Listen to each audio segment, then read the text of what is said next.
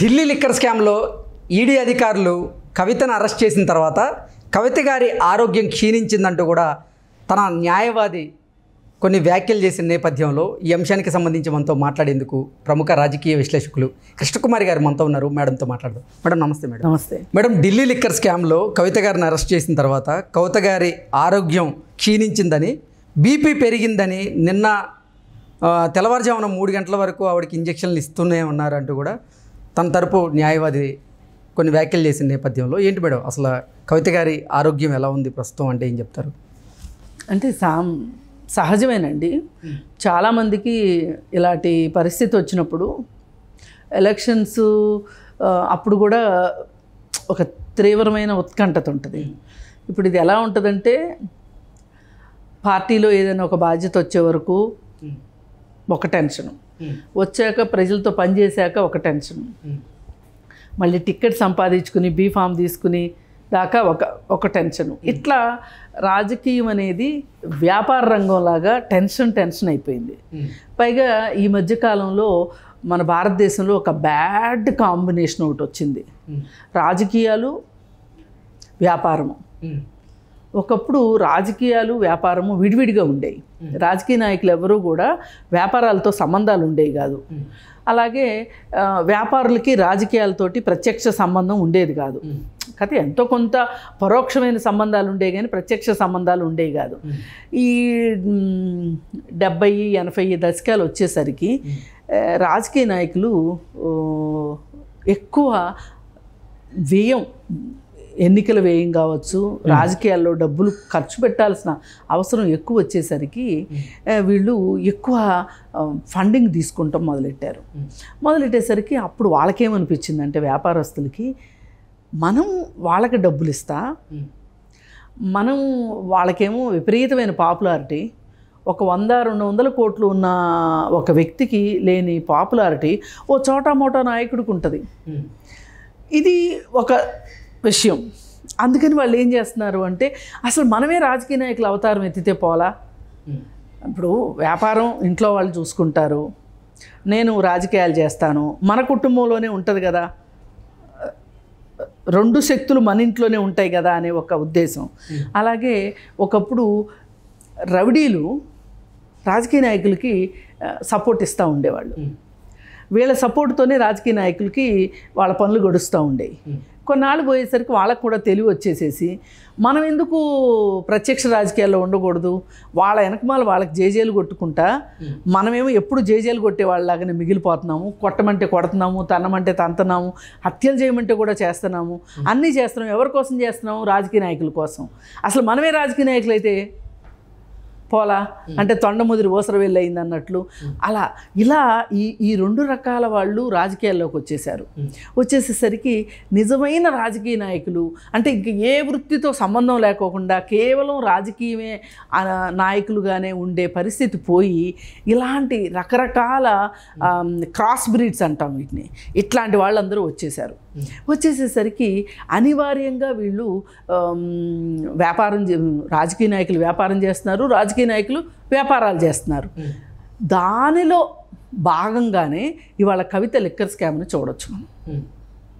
ఇవాళ ఆమెని అరెస్ట్ చేశారు, ఆమె జైలుకి వెళ్ళింది, ఆమె అక్కడ ఏం తింటుందో, ఆమె మెనూ ఏంటో, ఆవిడ జైల్లో ఆవిడతో ఏం పనులు చేయిస్తారో ఏంటో అని చాలామంది గగ్గోలు పెడుతున్నారు. అభిమానులేమో చాలా బాధపడుతున్నారు, అలాగే ప్రత్యర్థులేమో చాలా సంతోషిస్తున్నారు. కానీ ఎవరికైనా అర్థం కావాల్సింది ఏంటంటే, ఇవేవి ఉండవు. వాళ్ళని డబ్బులున్న ఖైదీనే, నేరస్తుడు అయినప్పటికీ, అభియోగం మోపినప్పటికీ, ఒకవేళ విచారణ పూర్తయి శిక్ష పడినప్పటికీ డబ్బులున్న వాళ్ళే, డబ్బులు లేని వాళ్ళే. మనం జైల్లో చాలా ఎవరికైనా జైలుకి వెళ్ళే యాక్సెస్ దొరికితే గనక వెళితే మనకి క్లియర్గా అర్థమయ్యేది ఇది. అందుకని ఈవిడ్ని ఏదో అక్కడ ఊడిపిస్తారు, దొడ్లు గడిగిస్తారు, ఇట్లాంటివి ఏమీ ఉండవు. కవిత గారి ఆరోగ్యం క్షీణించిందనేది ఒక డ్రామా అని నేను అదే చెప్పబోతున్నా. ఇది ఖచ్చితంగా మన ఇంటి మీదకి ఐటీ రైడ్స్ జరిగినాయి, మన ఇంటి మీదకి ఈడీ రైడ్స్ జరిగినాయి అన్నప్పుడు వాళ్ళు అనారోగ్యంగా ఉన్నాము అనే మాట చెప్పగలిగితే గనక చెప్పి వాళ్ళు హాస్పిటల్కి వాళ్ళు వస్తున్నారు అని తెలుసుకునే హాస్పిటల్కి వెళ్ళగలిగే తెలివితేటలు కూడా చాలామందికి ఉంటాయి. హాస్పిటల్లో ఉన్న వాళ్ళు ఏం చేస్తారు? ఏం చెయ్యరు కదా. కానీ ఇక్కడ ఏమైపోయింది అంటే లొంగ తీసుకోవటం కోసం అసలు ఈ లిక్కర్ స్కాము అనే దాన్ని అసలు క్రియేట్ చేసిందే BJP party. BJP party create చేసి దీనిలో ఆపు వాళ్ళని వాళ్ళు ఎక్కువ ఇరికించదలుచుకున్నారు. ఒక్కళ్ళని ఇరికిస్తే బాగోదుగా, రాచపీనికి తోడుపీనికి అవసరం వద్దన్నట్లు ఈ కేసీఆర్ వాళ్ళని, ఫ్యూచర్లో ఎవరు తోక జాడిస్తారు అన్న వాళ్ళందరినీ, అలాగే ఆంధ్రాలో జగన్మోహన్ రెడ్డి వీళ్ళందరినీ అందులో చేర్చారు. చేర్చి అందరికీ తలా కొంచెం టేస్ట్ చూపించారు వీళ్ళు. ఒక సంవత్సరం క్రితం చూపించి వ్యూహాత్మకంగా ఎవరిని అరెస్ట్ చేయాలో వాళ్ళని అరెస్ట్ చేశారు. కవితని పిలిచారు, ఇంటికి పంపిస్తున్నారు, పిలుస్తున్నారు, ఇంటికి పంపిస్తున్నారు. పైగా ఈవిడ టైం ఇస్తుంది, నాకు ఇప్పుడు తీరిక లేదు, నా టైం టేబుల్ అంతా ఫిల్గా ఉంది, నేను రాలేను, నేను రాను అని చెప్తుంది ఈవిడ. అట్లా కుదురుతుందా? కుదరదు. సాక్షాత్తు ఇదే పరిస్థితి ప్రధానమంత్రికి వస్తే కూడా హాజరవ్వాల్సింది అంటే హాజరవ్వాల్సిందే. అంటే వ్యవస్థలకు ఉన్న బలం అలాంటిది ఆ వ్యవస్థలు సరిగా పనిచేయదలుచుకోకపోతే నేను రాను, నేను వస్తాను, నాకు ఇప్పుడే కుదురుతుంది అని చెప్పొచ్చు. మీరు ఖాళీగా ఉంటారండి, మీ ఇంటికి వస్తాము, ఏది ఫ్రెండ్స్ లేకపోతే చుట్టాలు ఇంటికి మీ ఇంటికి వస్తున్నాం, మీరు ఖాళీగా ఉన్నారా అని అడిగినట్టు చేశారు. ఇదంతా ఏంటి అంటే ఈరోజే ఎందుకు ఇదంతా వచ్చింది అనేది ఇప్పుడు అందరికీ చాలామందికి అర్థం కాని ప్రశ్న. ఇది ఎవరికైనా అర్థమయ్యే చాలా మామూలు విషయం. ఏంటి అంటే బీజేపీకి అప్పుడు శాసనసభ అంటే లోకల్ ఎలక్షన్స్, ఎమ్మెల్యే ఎలక్షన్స్ ఓట్లు పెద్ద అవసరం లేదు తెలంగాణలో. ఈ కార్డుని చేతిలో పెట్టి కూర్చున్నారు, కవిత కార్డుని. ఎప్పుడు వాడాలి? కరెక్ట్గా అప్పుడే వాడాలని డిసైడ్ అయ్యారు. ఇప్పుడు పార్లమెంట్ ఎలక్షన్స్ వాళ్ళకి చాలా అవసరం. ఇప్పుడు ఎంపీ సీట్లు గెలవటం అవసరం వాళ్ళకి. అదే కేసీఆర్ గెలిచాడు, మొన్న గవర్నమెంట్ కేసీఆర్ది వచ్చిందనుకోండి, ఇంత వాళ్ళకి ప్రయాసపడాల్సిన అవసరం ఉండేది కాదు. ఎందుకంటే కేసీఆర్ ఎంపీలు చేతులు ఎత్తేస్తారు, అన్ని బిల్లులకి సపోర్ట్ చేశారు కదా వీళ్ళు, చేస్తారు. ఇప్పుడు ఇక్కడ కేసీఆర్ ఓడిపోయి ఉన్నాడు, కాంగ్రెస్ గెలిచింది. ఈ వేవ్లో ఎంపీ సీట్లు కూడా కాంగ్రెస్కి వచ్చేస్తాయేమోననే ఒక భయం మోడీకి లేకపోలేదు. అందుకే ఇప్పుడు ఈ ట్రంప్ కార్డుని ఇప్పుడు తీశారు, ఇప్పుడు వదిలేరనమాట. ఇప్పుడు అరెస్ట్ చేసి వీళ్ళు ఏం చెప్పదలుచుకున్నారు ప్రపంచానికి? మాకు టీఆర్ఎస్కి సంబంధం లేదు, మేమే వాళ్ళే. కాబట్టి మీరు దేశ సమగ్రత కావాలి అంటే, మీ హిందూ మతాన్ని పరిరక్షించుకోవాలి అంటే గనక మాకే ఓట్లేయండి, మా పార్టీకి మాత్రమే ఓట్లేయండి అని చెప్పదలుచుకున్నారు వాళ్ళు. ఇంకొకటి ఏంటంటే మేడం, అసలు గత 2-3 రోజులుగా ఎలక్టోరల్ బాండ్స్ వ్యవహారం అనేది దేశవ్యాప్తంగా చర్చనీయాంశమైన నేపథ్యంలో, పెను దుమారం రేపుతున్న నేపథ్యంలో, అంటే డైవర్షన్ పాలిటిక్స్లో భాగంగా ఇప్పుడు కవితని అరెస్ట్ చేశారు అంటూ కూడా, దానికి కారణం అది బీజేపీ వ్యూహం అంటూ కూడా కొంతమంది చెప్తూ ఉన్నారు. ఎస్బీఐ బ్యాంక్ వాళ్ళు మాకు ఇప్పట్లో కుదరదు వివరాలు ఇవ్వటానికి అన్నారు. మేము ఎప్పుడు వాళ్ళు ఒక ఎలక్షన్ల తర్వాత అని అనుకోకుండా, ఎలక్షన్ల తర్వాత నెల వచ్చేటట్లు అప్పుడు ఇస్తాము, జూన్లో ఇస్తాము, జూలైలో ఇస్తామని చెప్పారు. చెప్తే సుప్రీంకోర్టు చివాట్లేసింది, చచ్చినట్టు బయటకు వచ్చింది అది ఎలక్ట్రల్ బాండ్స్ వ్యవహారం. వచ్చేసరికి వెంటనే వీళ్ళు ఎత్తుకున్న రాగం ఏంటి? సిఏఏ. అది ఎత్తుకున్నారు. అంటే ఎక్కువ మంది అటు ఆలోచిస్తారు, ఈ ఎలక్ట్రల్ బాండ్స్ మర్చిపోతారు అనుకున్నారు. కానీ ఆ డోస్ సరిపోలా, అయినా ఎలక్ట్రల్ బాండ్స్ గురించే మాట్లాడుకుంటున్నారు జనాలు. అసలు ఫార్మా వాళ్ళే ఎందుకు ఎక్కువ ఇచ్చారు, ఇలా రకరకాలుగా ఆలోచిస్తున్నారు.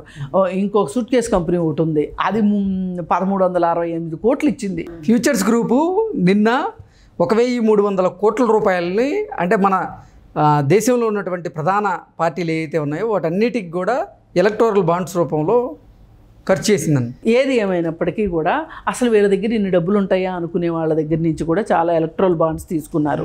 అంటే వాళ్ళ దగ్గర డబ్బులు ఉన్నాయని కానీ అర్థం అని కాదు, ఎక్కడెక్కడి నుంచో వచ్చి అందులోకి పడ్డాయి, అందులో డబ్బుల్ని వీళ్ళు తీసుకున్నారనమాట. సరే, ఇది ఇంకా డోస్ సరిపోలే వాళ్ళకి, ఇంకా ఎక్స్ట్రా డోస్ కావాల్సి వచ్చింది. ఎక్స్ట్రా డోస్ ఏంటి ఆలోచించారు, కవిత విషయం. ఇప్పుడు కవితని జైల్లో వేస్తే కానీ ఆ డోస్ సరిపోదు అని అనిపించి వేశారు. అయితే నాకు అర్థమైనంతలో మేము ఉత్తుత్తిగా ఏడిపిస్తాం, మేము ఉత్తుత్తిగా కొడతాం, మీరు ఉత్తుత్తిగా ఏడవండి అనేది పాయింట్ ఇక్కడ. అంటే ఇంకొకటి మేడం, అసలు ఈ కేసు నుంచి బయటపడేందుకే, ఈ కేసు నుంచి బెయిల్ తెచ్చుకునేందుకే అనారోగ్యం పేరిట డ్రామాలు చేస్తున్నారు అంటూ కూడా ఒక వార్త ఇప్పుడు సోషల్ మీడియాలో చక్కర్లు కొడుతుంది. ఇప్పుడు ఇట్లాంటి పరిస్థితి వచ్చినప్పుడల్లా చేసేది ఏంటి అంటే ఏదో ఒక కారణం చెప్పి, ఇప్పుడు వాళ్ళకేంటి, వాళ్ళ పబ్బం గడిచింది, అరెస్ట్ అయితే చేశారు, కానీ అనారోగ్యం అనేది ఒక మానవతా దృష్టితో చూస్తారు కదా. ఆ మానవతా దృష్టితో ఏం చేస్తారంటే వీళ్ళు మంచి కార్పొరేట్ హాస్పిటల్లోనో లేదా ఎయిమ్స్ లాంటి హాస్పిటల్లోనో చేరతారు. చేరి అక్కడ మంచి సకల సౌకర్యాలు అనుభవిస్తూ ఉంటారు. జైల్లో కంటే బాగుంటుంది కదా ఎంతైనా. హాస్పిటల్ మరి పెద్ద హాస్పిటల్స్ అంటే అట్లాగే ఉంటాయి కదా.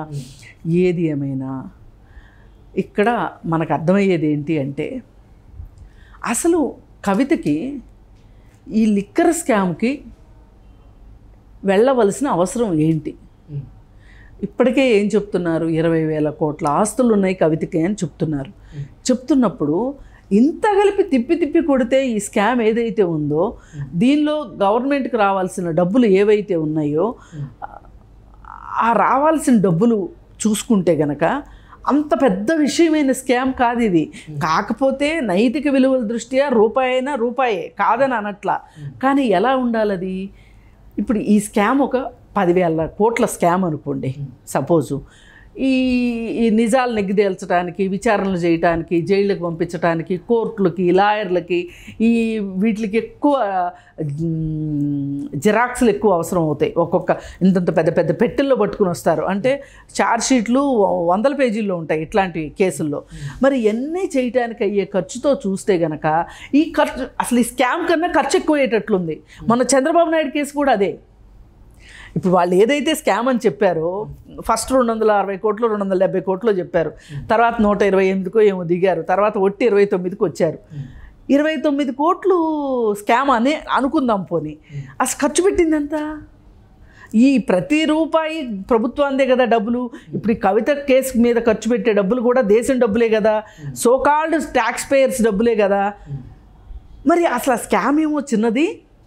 వీళ్ళందరినీ అరెస్ట్ చేయడానికి దీని మీద పెట్టిన అధికారులు వాళ్ళ జీతభత్యాలు ఎట్లయినా ఇవ్వాలనుకోండి, రాను పోను ఖర్చులు. ఇప్పుడు నిన్న ఫ్లైట్లో తీసుకెళ్లారు ఆవిడ్ని, ఆమె ఒకటే వెళ్దు కదా, ఆ వెంట అధికారులందరూ ఉంటారు కదా. అంటే నేను చెప్పేది ఏంటంటే, అసలు మీరు పెద్ద పెద్ద ఏనుగులు దూరే కంతలను వదిలిపెట్టి ఆవాలు దూరే కంతలను పట్టుకొని అది కూడా మీ రాజకీయ లబ్ధికి వాడుకోవడము ఎంతవరకు సబబు? మరి ఇలాంటి సందర్భాల్లో ఈమెకి బీపీ పెరగడము, అలాగే ఇంకొకటి ఏదో గుండె ఎక్కువగా కొట్టుకుంటుంది. ఇప్పుడు బీపీ పెరగడానికి గుండె కొట్టుకోవడానికి దగ్గర సంబంధమే ఉంటుంది. ఎంతైనా కానీ నేను అరెస్ట్ అవ్వను అని అనుకుందేమో మా నాన్న, మా అన్నయ్య, మా బావ కాపాడతారనుకుందేమో. మరి అలా జరగకపోయేసరికి ఆమె ఢిల్లీలో ఒకసారి విచారణకి వెళ్తూ ఫోన్లు పగలగొట్టారు అన్నదానికి ఒక సంచిలా ఎత్తి చూపించినప్పుడు చాలా ధైర్యంగా, చాలా ధీమాగా, చాలా బెంకంగా ఉంది మనిషి. అలాంటిది మరి ఇప్పుడు ఇంత గుండెపోటు వచ్చేలాగా, అంటే గుండె వేగం పెరిగేంత, బీపీ పెరిగేంత పరిస్థితి ఆమెకు ఉంటుందని నేను అనుకోను.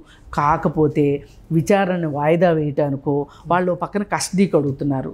ఆ కస్టడీ నుంచి తప్పించుకోవటానికో, లేదు అనుకుంటే తీహార్ జైల్లో ఉండి పరువు పోగొట్టుకోవడం ఎందుకు, హాస్పిటల్లో ఉందాము అనే ఉద్దేశము, ఏ ఉద్దేశమైనా కావచ్చు, ఇందులో ఏ ఒక్కటైనా కరెక్ట్ కావచ్చు.